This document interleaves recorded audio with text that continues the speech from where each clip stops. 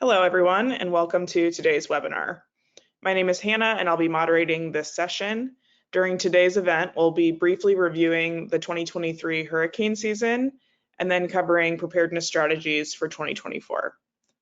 All webinars are recorded, so you can catch up, revisit, or share with a colleague at any time. A link to access the recording of this session, as well as a copy of the presentation, will be sent in the next week. Also, please ask questions throughout the discussion by typing them into the question pane located in the control panel. We'll answer as many questions as time permits during our Q&A session at the end of the presentation. We've also just released a new critical event kit for business continuity focused specifically on hurricanes. It contains best practice information, messaging templates, preparedness checklists, and more. You can find that in the handout section of the control panel if you'd like to download it. Today's session will be led by Everbridge Director of Critical Event Management Product Marketing, Sean McDevitt. With that, Sean, please take it away. Awesome. Thanks, Hannah. And thank you, everyone, for taking the time to get together today. I know it's a busy season and there's lots going on, so I appreciate everyone dedicating, what will probably end up being roughly an hour with us today. So I appreciate everyone spending a little bit of time with us. I do think that we have some great content that we will review today, so hopefully it's impactful for everyone. Just a couple things, again, navigating the 2024 hurricane season is why we're all here. We are going to take a little bit of a look back at 2023, some of the different things that were impactful and what we saw. But we'll also be looking at 2024 forecasting and what are the best strategies for kind of mitigating risk and keeping employees safe throughout the 2024 hurricane season. As a couple just housekeeping items, as Hannah had mentioned just a moment ago, this is going to be recorded. I can see that we still have more people coming in, so if you missed Hannah's statement at the top, this is recorded. There are some resources in the control panel. I think she's going to add some links to some content as well. So there's a PDF that you can download, as well as some additional content that we'll put in the chat. And then if you have questions, you can always email me at seanmcdevitt@everbridge.com. I'm happy to either schedule follow-up calls or just get whatever information you're looking for to you. This is really about making sure you guys get content that you're looking for and will make your lives easier. But you can also post a question directly into what they call as the control panel. If you ask that question there, I will certainly do my very best to make sure that it gets addressed. I have tried to carve out some time at the end of the call today to address any questions that do come up. If I don't get to your question, or if I don't have an answer to your question, I will follow up personally with you so that we can go ahead and make sure that you get the answers that you're after. So if you don't get an answer, don't worry, don't fret. We are going to reach out to you, and I'll make sure that you get every piece of information that you're looking for. So thank you, everybody, for participating. If you do have those Q&As, I'm happy to address them. So our agenda for today, overview of hurricane activity in recent history. So what did 2023 really look like? What did we see? Forecasts for the 2024 hurricane season. What are we expecting to happen? And what could be some implications of kind of a stronger hurricane season? What are some best practices for hurricane preparedness and resiliency? And then a brief demonstration of Everbridge CEM, kind of a hurricane use case. I promise to keep the demonstration quite brief at the end. This is not a sales motion. I'm not trying to sell you guys anything. I want you to have access to the materials that make sense. So even if you own CEM today, I hope that you'll be able to learn something from the demonstration. So thank you. Today's presenter is me. It's nice to meet everyone again. My name is Sean McDevitt. I'm the Director of CEM Product Marketing. I live in Atlanta, Georgia. I've been with Everbridge since 2019. I'm rapidly approaching my 5-year anniversary here with Everbridge in just a few days. I've been working in SaaS for over 15 years. You can see on the bottom of the screen there some different SaaS organizations that I've led leadership roles in. And I grew up speaking kind of the security and risk language. My father was a security professional for a variety of retail organizations, so I've had many of these conversations kind of over the dinner table growing up. So it's great to be able to continue that and educate and inform security professionals like yourself. A little bit more about me, as I mentioned on the bottom of the screen there, you can see some of the SaaS organizations that I've worked at. Also, my wife and I are crazy dog people. We like to dedicate our time to Golden Retriever Rescue of Atlanta. We have 2 dogs, Shankly and Trent, which, if you're a soccer or football fan, that will probably make sense a little bit more on the last icon there on the right. I'm a big Liverpool football fan, so that is my favorite team in the world without question. I don't always put that one up there, but if you follow EPL, it's a big week for us and perhaps a sad week for us with our longtime manager leaving. So if I'm in a bit of a mourning state right now, please forgive me. With that said, let's go ahead and get started with our first section, which is just an overview of historical hurricane activity. So what were some of the impacts in 2023? Even if I extend this beyond hurricanes, right, which we'll obviously focus on throughout the conversation today, but the U.S. endured 28 weather disasters, each exceeding over $1 billion. The overall total was $93.1 billion, and there was obviously a serious amount of casualties. So weather impacts, as we see climate change increase and as we see the severity of storms increase, whether that be in the winter or in the summer with hurricane season, the number of storms is increasing and therefore the number of damages is increasing. 2023 was the costliest year for disaster since 1980. So in the last 40 plus years, 2023 was without question the highest dollar value that we had seen in terms of damages. July registered as the hottest month on record. We're expecting those trends to continue into 2024. And we'll kind of talk about what that means. And sea surface temperatures, because of those historic highs in terms of climate, are also continuing to rise as well. And then we saw Tropical Storm Hilary, which we'll dive deeper into here in just a moment. It made landfall in Southern California, shattering a variety of rainfall records, which is certainly kind of an unusual expectation when we typically think of tropical storms, right? We've all gotten used to the term atmospheric river, but I don't think that we always generally associate tropical storms or hurricanes, depressions with Southern California, but that might be something that's going to change in the coming years. So on the right-hand side here, we'll see a graph of where we've seen the most storms and hurricanes between 2013 and 2023. This was put together from our Risk Intelligence Monitoring Center. This is specifically from the Atlantic Basin, which is why you don't see a couple different components there. But what we'll see is that Florida obviously had the highest number of tropical storms and hurricanes that came in the last 10 years. But I think there are perhaps some surprises that we don't always necessarily think about. North Carolina being the third highest, South Carolina being up there as well. So there are some states that are, receiving a high number of tropical depressions, storms, and hurricanes that need to be prepared as well. This isn't a Florida-only problem. This is my point there. And this isn't really just a Southeast problem as well. As what we can see is the further down that list, we've had things hit Rhode Island, New Hampshire, Maryland, Connecticut, right? This goes all the way up the Eastern Seaboard. So we can expect to see some preparedness need to happen across a variety of geographies as we get ready for 2024. So for the 2023 look back, again, just a heat map here of where we've seen the most storms be impacted in terms of the Southeast. 20 named storms occurred in the Atlantic Basin. That was the fourth largest number since 1950. So, a relatively active 2023. I think it was about 120%, 130% more than what we've historically seen. 7 storms were named hurricanes. 3 were classified as major hurricanes. So out of those 20, we saw a decent number actually become named hurricanes, and then 3 were classified as major, which means they were category 3 or above. The average season is about 17 storms. Hurricanes were in line with historical averages, so like the total number was relatively close, but it wasn't. The total number of storms was greater, but hurricanes were in line. So the number of named hurricanes was in line with historical averages, even though we saw an increase in the number of overall named storms. The Pacific Basin also saw above average named storms, 17 named storms with 10 hurricanes. Now, I say all of that to say that it was an above average year in terms of named storms, but we actually had very few make landfall in the US. And I think that is perhaps raising some complacency for individuals, organizations, employees, right? 2023, wow, they all talked about how bad 2023 was. Well, just because they missed us is probably a bit more of a misnomer than it is an indication that we are going to be seeing fewer and fewer hurricanes make landfall in the future, right? So I think we got a bit lucky in 2023 in terms of hurricane paths, in terms of the impact to the Southeast United States. But what we would expect is that that's probably not going to remain the case, and we'll kind of talk about that for 2024 as well.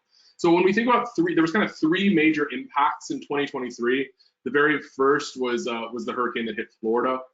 So category 4 hurricane, there was 12 fatalities, 8 direct, 4 indirect, $3.5 billion in damage. I do think it's important to talk about kind of the long tail on a couple of those components, right? Particularly the fatalities. I think that organizations and more regularly employees or citizens will start to think about, hey, this event has passed, the danger is over, and that's not really the case, right? As a part of the cleanup, we saw individuals that were severely injured or killed all the way up into New Jersey. So there are things that happen after the fact during the cleanup process that still are quite risky, right? Whether that be a loss to infrastructure, whether it be roads, water, healthcare, a variety of other components. But we need to continue to make sure that we're doing wellness checks and we're doing a variety of different things to keep those employees safe, even after the storm has passed. We saw 270,000 residents lose power in Florida. Significant impacts to infrastructure, including healthcare. There's a variety of hospitals that ended up having to be closed, as well as clinics. So there was a depreciated access to healthcare in the Southeast for a significant amount of time. And then, as I said, impacts are felt as far north as New Jersey, right? So, what starts in the Southeast certainly has a carry-on effect all the way up the eastern seaboard in many cases. Hurricane Otis was without question one of the largest one of the largest hurricanes that we saw in 2023. It was Category 5, had more than 50 deaths, 12 to 16 billion in damage. This was the one that hit right off of the coast or right near Acapulco. So this was the costliest in Mexican history. Now, what actually happened here was a little bit different than what we historically see. What we typically think about when it comes to hurricanes is, we're going to know about this that's coming. We can kind of plan for it. We know what's happening. Well, there was incredibly rapid intensification when it came to Otis. Within 21 hours and just offshore, it gained over 105 miles an hour in terms of sustained winds. So this was a rapid intensification. I think what was originally forecast to be, a hurricane, Category 1, Category 2 type hurricane, expedited quite quickly and caught a lot of people by surprise. Now, there were some forecasters and some meteorologists that have acknowledged that there were some forecasting errors as a part of this, and that hopefully future models will be able to predict this. But I do think this kind of indicates that we need to be able to be agile in our responses, and that situations can intensify quite quickly. And so what were originally the preparedness plans for Otis needed to change dramatically. As a part of what individuals were doing, right? If you had employees, if you had travelers, or if you had people based in that geographic location, perhaps you were just telling them to hunker down, that this is what they needed to do, and all of a sudden, quite quickly, we needed to figure out how to get those people out of Acapulco or the near regions. There were 120,000 homes destroyed or damaged as a part of that as well. So Hurricane Hilary, which was our west coast tropical storm, which hit Southern California, was a Category 4 hurricane when it initially made landfall on the Baja Peninsula. There was 3 fatalities, near $1 billion in damage. It weakened to a tropical storm as it approached California before it made landfall into the U.S. There were flood warnings reaching over 26 million residents. Think about the scale of that, right? And so this was a 1 in 100 year rainfall totals across multiple counties and geographies that, again, were impacting 26 million residents. So if you had employees or if you had operations in that geographic region, you were going to feel some form of impact. And this is where the term hurricane became a term, which I don't think anyone had on their bingo cards in the part of 2023, right? So there was a 5.1 earthquake that coincided with this tropical storm, which created even more impacts for the region and for individuals and for organizations. So I say that to say it's a perfect segue into the next talking point that I would like to make, because I went too far there, is that what we'll see is that, there are the ideas of kind of a follow-on effect, and I'll talk about that for forecasting in 2024. So predictions for 2024, what we see here is that for named storms, we're expecting 23. So again, an increase over what we saw last year, about a 15% increase of what we saw over last year. The named storm days will be in excess of 115. We're expecting 11 hurricanes, so a 10% increase. And then major hurricanes, we're seeing near a 50% increase. So this is quite dramatic, even over 2024, which again, or over 2023, which was a very active season, again, that perhaps didn't have as many landfalls as we would have anticipated. So 170% increase in activity is anticipated when compared to historical norms. So this is going to be an active 2024. And this is coming from multiple organizations that are reporting this type of increase. So warmer surface water temperatures in the Atlantic is going to increase that fuel for those hurricanes. So again, as I've talked about, as temperatures seem to be rising, water temperatures rise, that increases the fuel for hurricanes, but it also creates an unstable atmospheric condition, which allows for the rapid intensification of those hurricanes. So not only are they more likely to form, but they're more likely to form and grow quickly into very severe major hurricanes. So we are going to see a transition from El Nino to La Nina, which will mean that there's a reduced upper level winds coming from the Pacific into the Caribbean, which decreases the wind shear form. So what that means is that what will end up happening is they will have a greater likelihood of turning into or going from tropical storms to hurricanes. So we're seeing multiple events coalesce that it could be an increase to seeing more major hurricanes as a part of this process. So again, increases the chances of that rapid intensification. And we are expecting out of those major hurricanes, at least 5 of those to be category 3 or above. So out of those hurricanes, at least category 3 or above are going to be 5 of those. So again, very active in the Atlantic basin for sure.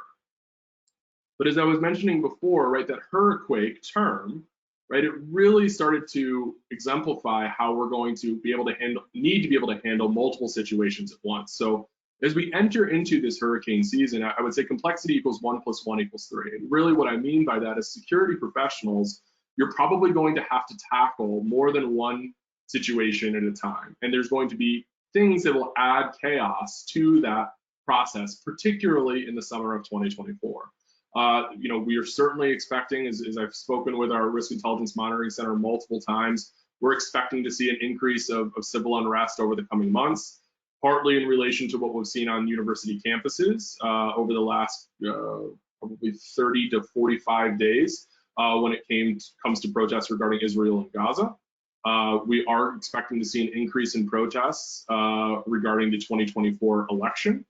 So we are going to see large groups of people gathering. And if that's happening outside of your facility, you know, your HQ, while you've also got a hurricane going on that's impacting your supply chain operations, we now need to be able to accommodate and handle or mitigate all of those different components all at once. We are expected to see the largest travel numbers this summer that we've seen at least since pre-COVID, and we're expecting to actually go even climb higher than that. So travel is without question back, whether it be business travel or personal travel, which has been back for quite some time. We are going to see just very large numbers of individuals on the move. And so being able to understand where your employees are dynamically, whether that be through travel itinerary systems, TMCs that you guys are using, mobile applications that can allow for employees to check in, being sure that we're understanding where people are, right, and being able to communicate with them is going to be a difficult challenge that we need to be ready for. There are, you know, increase in cyber attacks. We just saw the recent report from the FBI and from Director Christopher Wray, who's indicated that there is going to be an increase or a likely increase in foreign bad actors who are going to be attacking, you know, our infrastructure, our utility infrastructure in particular, through the cyber network. So, you know, if those types of things coalesce with a hurricane, that's going to be quite dramatic as well. So we need to be aware and be able to plan for those components as a part of our mitigation strategy. And then as we saw with the Key Bridge, or the Francis Scott Key Bridge in Baltimore, right, we've already started to reroute all of the different supplies that were going into that port, which is a hugely important port to the seaboard, or to this eastern seaboard. And so that's still not open. They're making progress on reopening it. But they've seen a dramatic decline in the amount of cargo that they can handle, and that's been rerouted both north and south. So if we see a hurricane that's going to make landfall in North Carolina, Virginia, we're going to see, you know, even greater decrease in the amount of supply that's able to get into the United States, which could further restrict supply chain issues. And so that we need to be able to make sure that we're working with a variety of different vendors across the globe to make sure that we're able to get the content and raw materials that we actually need. So, you know, we may not necessarily associate the Port of Baltimore and what happened with Francis Scott Key Bridge with hurricane season 2024, but those two things very easily could come together with the increase in major hurricanes that we're expecting to see, and then what will end up happening with the cargo in those particular areas. So I do want to talk about kind of some best practices for resiliency during a hurricane. I always like to level set here. I don't know how many of you have kind of got into resiliency and kind of figured out what that means to your organizations. And there's been enough individuals who've been nice enough to define kind of what organizational resilience is. So when we think about common ground, it's the ability of an organization to anticipate, prepare for, respond, and adapt to incremental change and sudden disruptions in order to survive and prosper. So anticipate, prepare, respond, adapt. Right? Those are the components of resiliency that we need to be thinking about, and how does that tie into hurricane preparedness? So I think it's important to note that resilience is really no longer an option. If you're not doing it, your competitors are, and you're losing ground. We'll talk about what that looks like here momentarily. But rapid changes and uncertainty are always going to be happening, right? Rapid intensification, how are we handling this? It's going to be an impact of global crises. There's long-term sustainability issues. Efficiency does not always mean greater resiliency. And I'll talk about what that means as we go through the process today.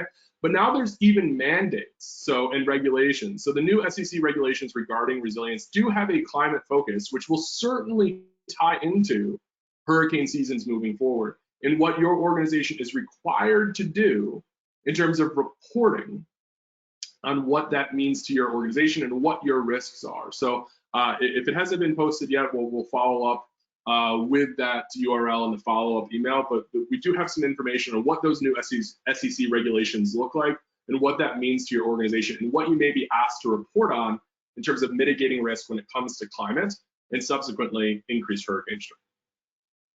So resilient organizations perform better, right? I think that that's something that we need to kind of break down a little bit though. So organizations, if we're looking at kind of our, the top line there is going to be just optimal conditions and what we're performing at, right? And so what we need to be able to do is when an event takes place, which is the blue icon there, we'll start to move away from what our optimal conditions actually are. And the quicker we can rebound and recover is what we call as our recovery gap. And the more resilient we are as an organization, and there's different ways of getting to that resiliency and growing that recovery gap, but those components are what makes up resiliency. And so as we go through that process, right, we need to be able to anticipate the threat faster, we need to be able to resist the initial shock better, respond and recover faster, and then gain from enhanced post-shock fitness, meaning what did we do right, what did we do wrong, and looking at that post-event analysis. So what are some key challenges when it comes to hurricanes specifically that we'll end up seeing? Obviously, extreme weather is going to be the biggest components of that, but what makes up that extreme weather? Hurricanes bring a combination of storm surge, high winds, heavy rainfall, possible tornadoes. These extreme weather hazards can cause devastating and multifaceted impacts, right? And depending on where you're at in the storm's path and where you're kind of what your operations look like, you might be impacted by different components of that. Communication breakdowns. Maintaining effective communication during a hurricane is critical for keeping your employees safe and your organizations running, right? What we saw in Acapulco was there was massive cell phone outages, so we needed to be able to have multimodal communications in order to get communications to individuals. So being able to communicate with them through different paths is going to be incredibly important, and making sure that people have the information that they need in order to stay safe, but also enabling them to do two-way communication and tell you that they're not safe and they need assistance. And again, we'll talk about what some of those options are here in just a little bit. We need to be able to do evacuation coordination. Informing your employees of evacuation notices is a part of duty of care. That is a main tenet of it, right? So when we think about the duty of care of an organization to keep employees safe, informing them that they're in an evacuation zone is going to be crucial, right? We can rely on the public sector to do some of those things, but that doesn't always mean that that's going to be the case. And they may need follow-up to make sure that they know the latest and greatest information on what's actually taking place. And then there's the other components of it too, right? What's specific to them. You know where they live. Let's help them navigate that process. What evacuation route should they use? Where's traffic? Where's the nearest healthcare facility if they need some help medically, right? What are those different components that we can offer them to make sure that we keep them safe? Local infrastructure, right? Loss of critical infrastructure can cause organizations significant damage if they do not have the foresight to plan accordingly.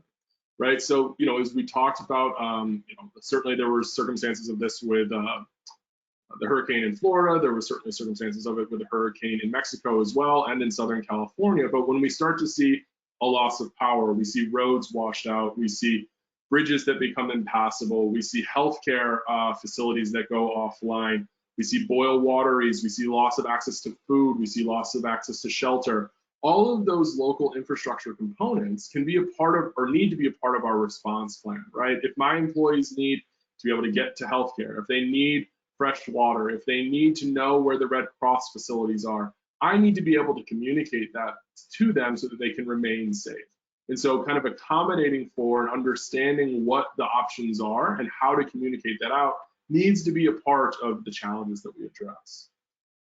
We also have a vulnerable population in many cases, right? So certain employees may require additional support. Individuals with disabilities, those who have children or elderly relatives may face additional challenges during the hurricane, right? So it's just not a one size fits all, right? So, some employees may not be able to drive. They may have mobility issues. We need to be able to accommodate for them as a part of the process and figure out what challenges they need to overcome as well, and factor that into our hurricane preparedness and what our plan looks like moving forward.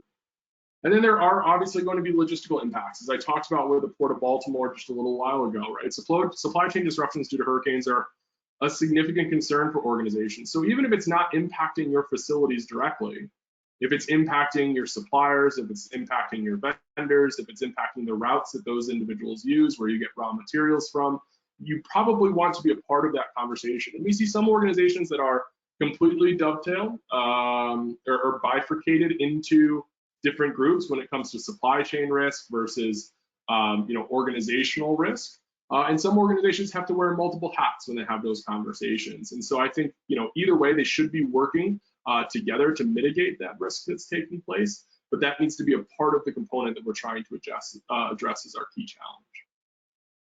So when we think about the phases of an event, right, whether it be a hurricane or any other type of event, we typically break it out into 3 different stages: prepare, respond, recover.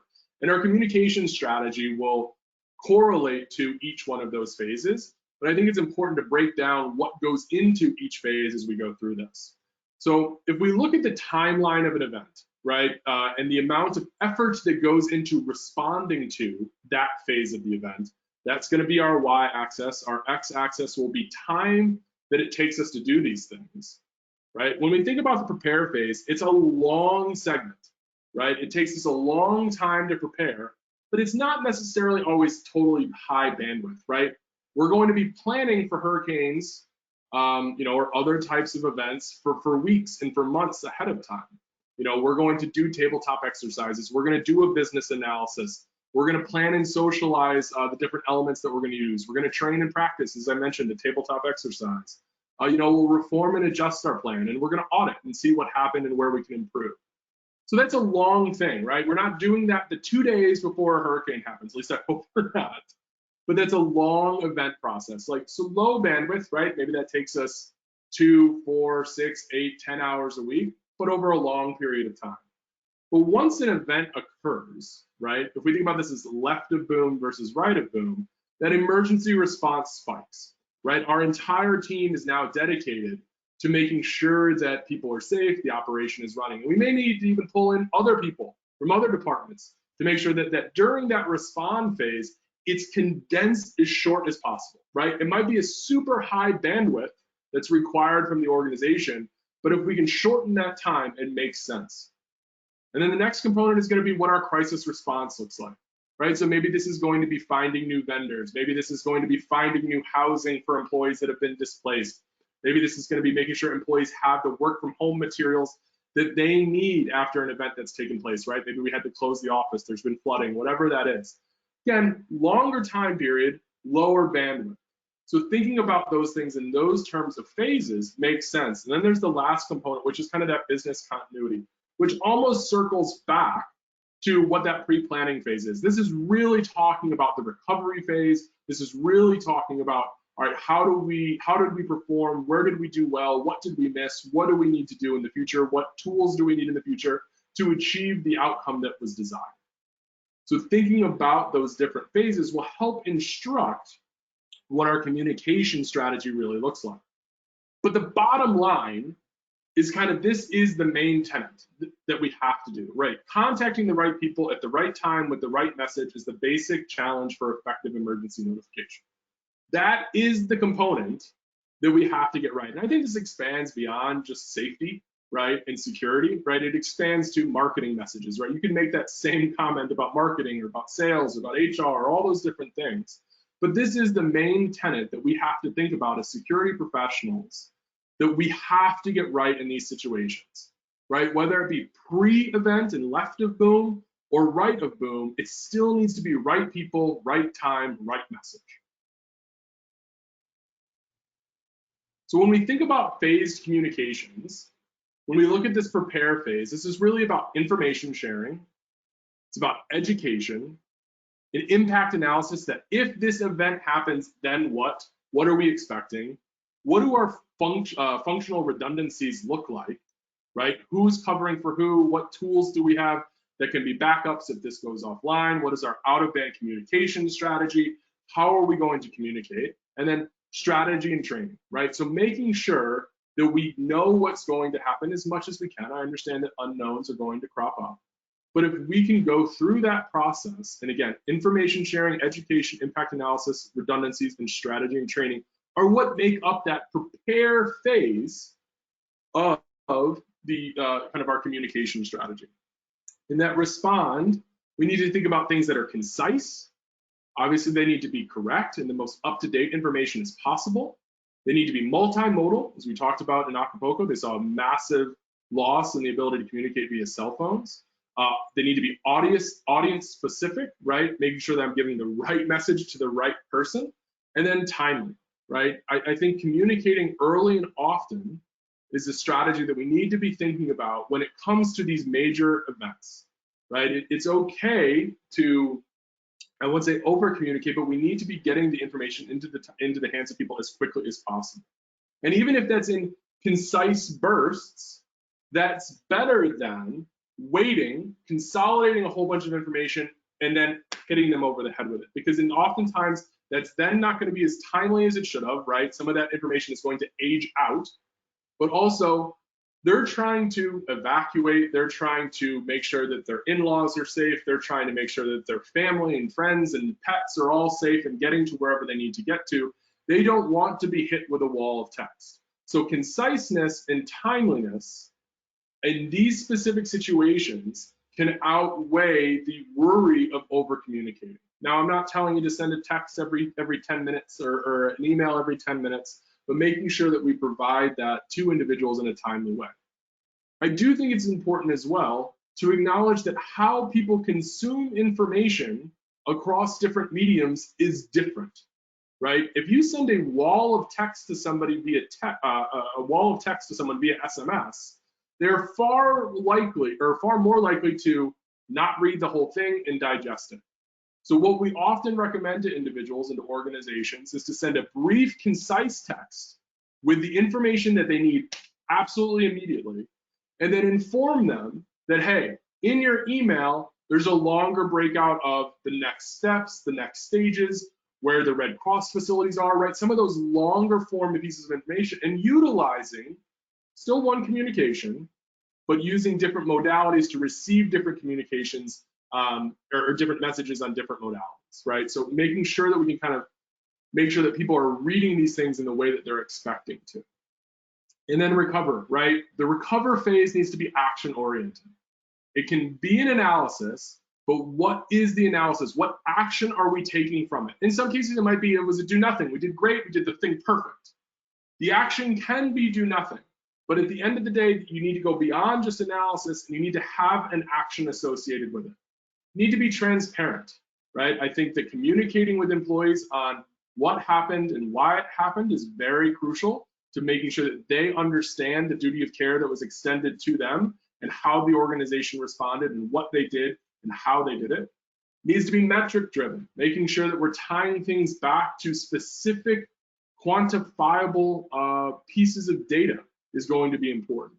It needs to be thorough, right? Don't just look at one phase of the process, look at the entire thing and then analyze and understand your recovery from that entire component. And then it needs to be enterprise-wide.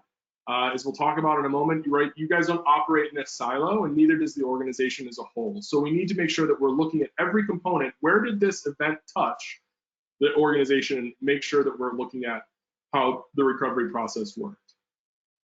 So when we think about the kind of that short, brief message, I always recommend the 3-3-30 rule. No more than 3 message points. This is particularly true when we think about SMS. 3 short sentences. Keep the content that is most vital in the first 30 words, right? I'm not saying you can only send 30 words. I'm saying that in the key content that you really need those employees to have needs to be in the first 30 words. And then it should be also within the first 30 seconds, right? So if they're doing a voice call, it should be within the first 30 seconds as a part of that. So think about that in terms of different modalities, whether it be words or seconds, on how we would end up breaking that.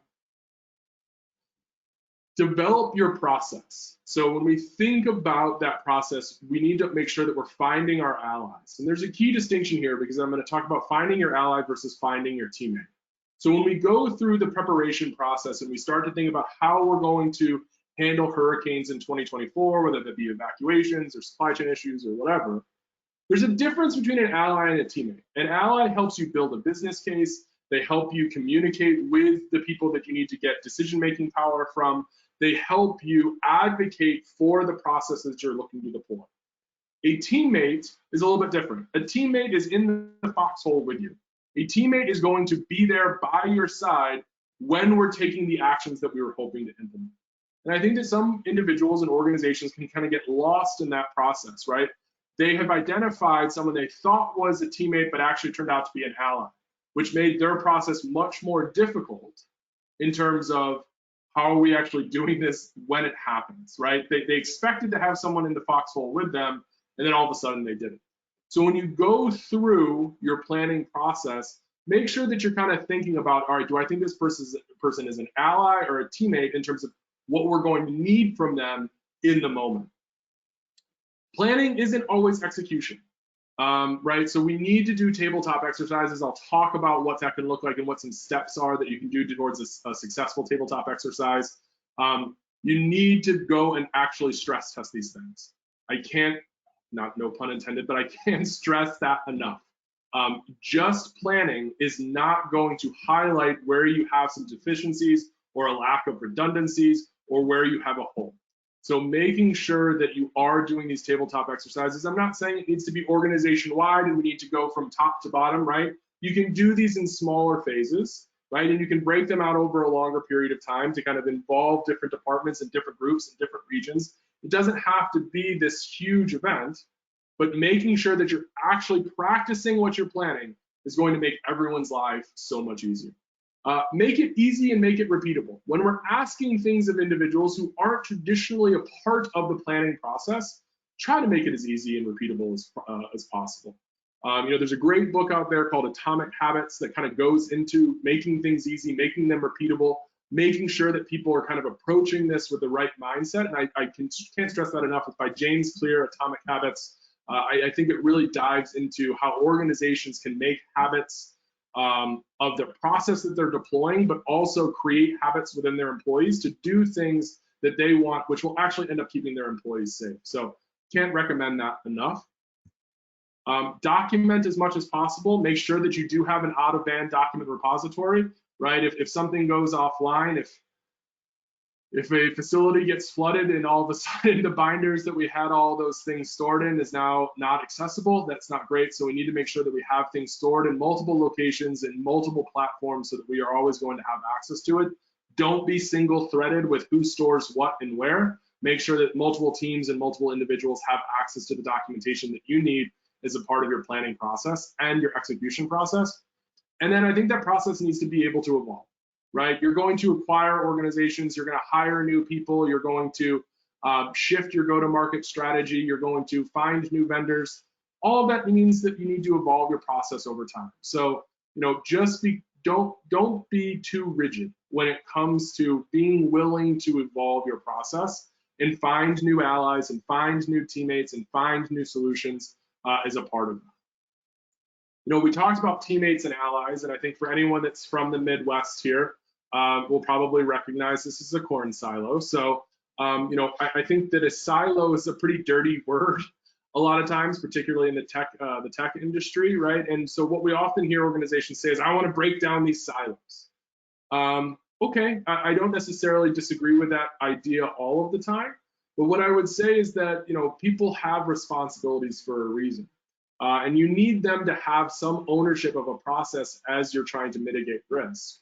And so if we break down every silo, what ends up happening is we have a very flat organization or a very flat response team that doesn't really own any one component, right? And sometimes that works great for very, very, very small organizations where you kind of need to be a jack and master of all trades. But in this case, what we would say is it's actually better to not break down every silo.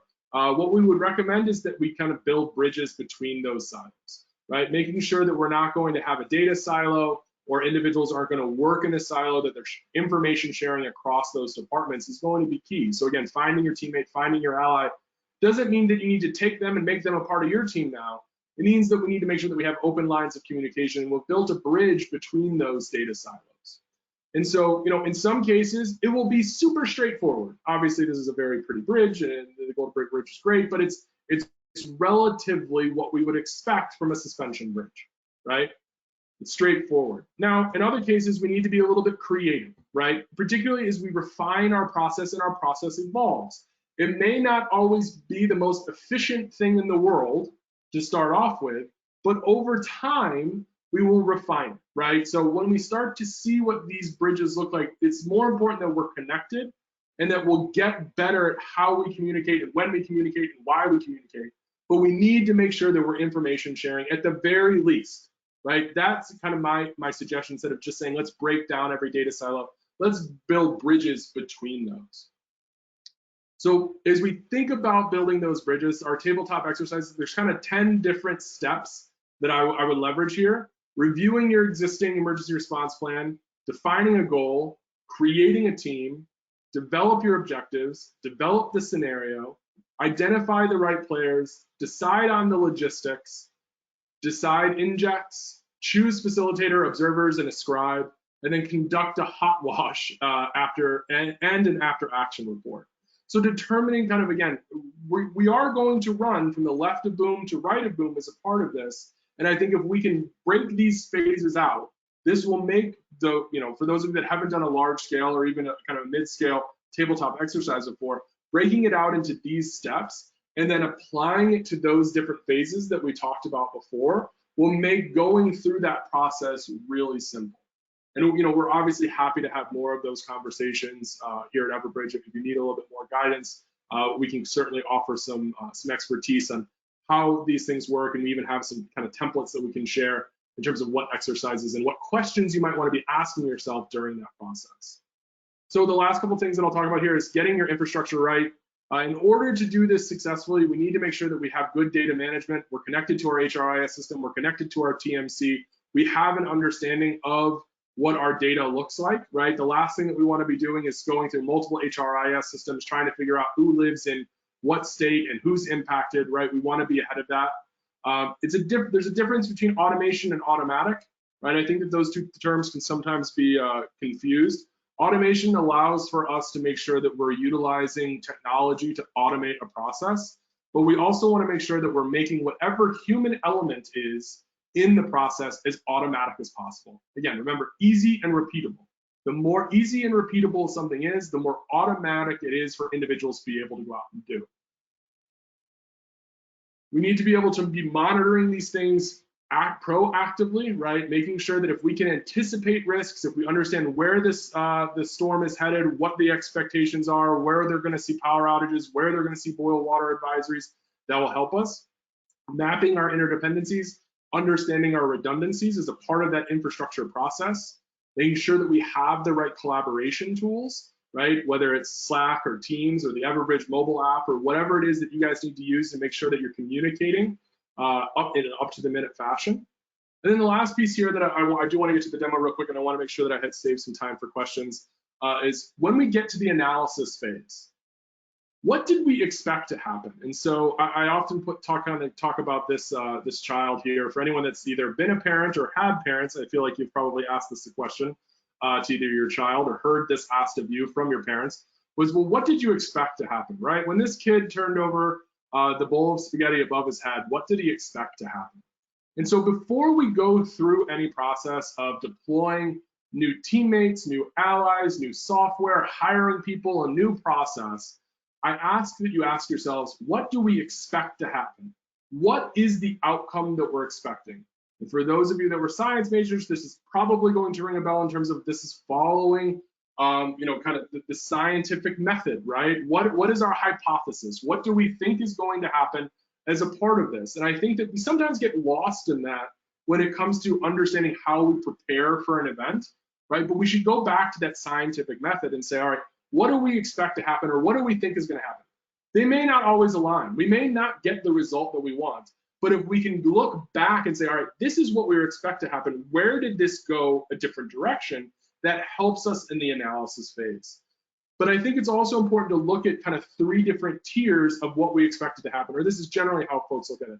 Is there a cost avoidance that we expect to happen, right? Whether that means that people continue to work, people were safe, right? What kind of cost did we avoid, right? Then there's revenue preservation. Did we ensure our operations, right? It wasn't just keeping people safe, it was keeping them working, keeping them active, keeping them able to do their job. And then there's an optimized performance, right? Were we able to grow as a part of this? Were we able to stay open when our competitors weren't? Were we able to take advantage of a supply chain issue that our competitors weren't? So that's really when we get to that truly risk resilient, is when we're optimizing performance and growing from a bad outcome, or from a bad event, right? We turn that bad outcome or that bad event to a good outcome. So I do want to get into the demonstration real quick. I'm going to actually stop my sharing and reshare here real quick.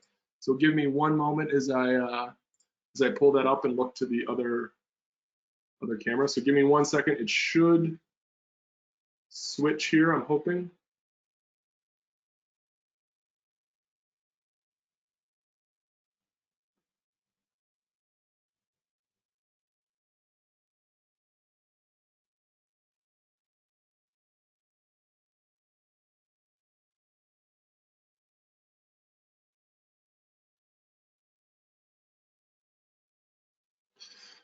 Awesome.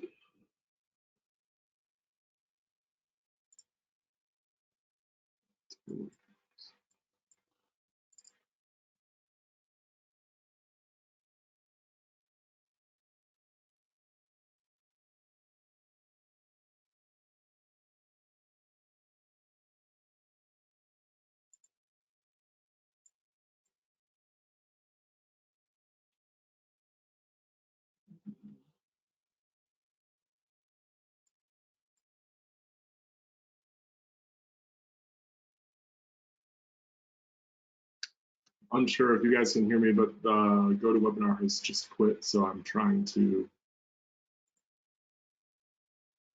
get back into it.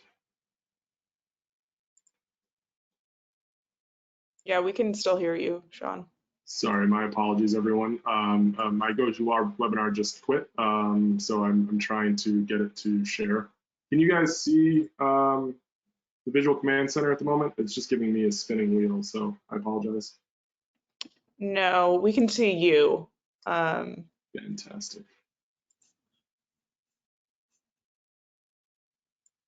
It's saying that it's sharing on my end. So I apologize, everyone, for the technical difficulties. Give me one moment. Hannah, can you just remove my credentials and then re-add it for a second, because it just seems to be locked. Yes, I will see if I can do that. Sorry, everyone. I apologize for technical difficulties. GoToWebinar has seemingly just kind of stopped on me, so my apologies. What we'll go ahead and cover as Hannah starts to try to remove my credentials and then re-add them as I expand the questions. Is what we're going to look at is an actual hurricane here. We'll talk about how that will help us assess who's in the impacted zone. It will help us understand exactly, do we have facilities, do we have individuals, do we have travelers in that geographic region who are going to be impacted. And then we can also talk about some of the contextual layers that are included within Visual Command Center that are going to be everything from traffic cameras and traffic conditions and evacuation routes, all the way down to some tactical resolution layers that are put together specifically by our GIS team that include things like power outages, boil water advisories, all those different types of things that will help add context to the situation on what's actually taking place. So I think that that's an important component of being able to communicate out with folks and say, all right, this is kind of this lay of the land, right? Or otherwise, you're trying to go through multiple different avenues of or streams of information. You're having to consolidate. We try to put all that together into one solution for you, so that as you go through it, you can say, all right, this is the latest and greatest information from the Red Cross, from the state of wherever the hurricane has made impact, and be able to say, all right, I don't have to go and kind of bring all these things together. I've now got it in one spot, and now I'm going to communicate it out to all of my employees or my contractors or my vendors in that geographic region that I need to have these data points. Yeah, I've made you the presenter again, so if it's not working, we may want to just move on to questions. Yeah, it won't let me click anything. Hannah, would you mind reading the questions that are out there? Because I can't even click these. Yeah, sure. The first question I actually think I can answer. So it was, is there any forecast or prediction for landfall on the eastern seaboard? And we know that typically the eastern seaboard sees about a 21% chance of a hurricane making landfall. This year, meteorologists are evaluating it at about a 34% chance, so definitely higher than usual. And the chance of landfall anywhere in the US is at 62% for this year, compared to a historical average of 43%. So definitely much higher than usual. So the next question we got is, are there any guidelines or best practices that you would suggest for communicating as a risk management team when a hurricane is actually happening, when oftentimes communication can get messy? It can get very messy. So yeah, so there are some FEMA guidelines, and we do cover those in the critical event kit as well, in terms of what that can and should look like. I do think there are some other guidelines, right? Making sure that things are multimodal, again, making sure that the information is concise and timely makes sense. But I also do think that we need to think about wellness checks. We want to make sure that we are communicating with employees and allowing for them to communicate back. If they do need some assistance, it's going to be of vital importance as well. So making sure that we're sending them what we would call here at Everbridge as a polling notification, asking them, hey, are you safe? Are you not safe? Do you need assistance? But then I do think that there are, during an event like that, there's a difference between communicating with recipients that are in harm's way and communicating with internal stakeholders. So I think communicating with individuals that are in harm's way, you can up that ante a little bit, but then also trying to provide something like a dashboard that doesn't necessarily require communication, right? But if I can say, hey, I need you to go visit this URL, I need you to go to this SharePoint site, I need you to go to this Everbridge URL, that's telling you what's happening, so that we can decrease the amount of communication that's required to just tell people, hey, this thing has been updated, is of vital importance. Great. The next question is, are there messaging templates available that cover your suggestions? I can also answer that if you'd like, which is that yes, there are messaging templates that are FEMA based and also worked on by Sean and some more of the Everbridge team that are available in the handout that's attached. So feel free to download those, totally free. You don't have to enter any information. So those are available for your use, and they cover that. You said it better than I could, Sean, the 3-3-1 messaging. 3-3-30 rule, yep. 3-3-30, okay, yes. All right, well, I think those are all the questions that we had for today. If you have anything else, or if you'd like to see what Sean was going to demo, that unfortunately we weren't able to, you can respond to the email that's on your go-to invite, or you can email Sean McDevitt at everbridge.com. Yeah, and we do have some brief videos that are already pre-recorded that are specific to hurricanes that we can send out. I think, I believe I'm the one who recorded the latest one. It's probably about 4.5 to 5 minutes. So, it's a pretty quick watch that we can certainly share with you if you have interest. We'd be happy to make sure that it gets in your hands. So again, apologize for the technical difficulties. I was a little afraid to leave the GoToWebinar and then not be able to get back in. So I apologize for the lack of a demonstration today. Yeah, no worries. And then I also put a link to our tabletop exercise resource. and another article about navigating mandatory SEC climate risk disclosures in the chat along with Sean's email. So you can certainly check them there. Awesome. Well, thank you everyone for your time today, and feel free to reach out if you want any additional information. Have a good one.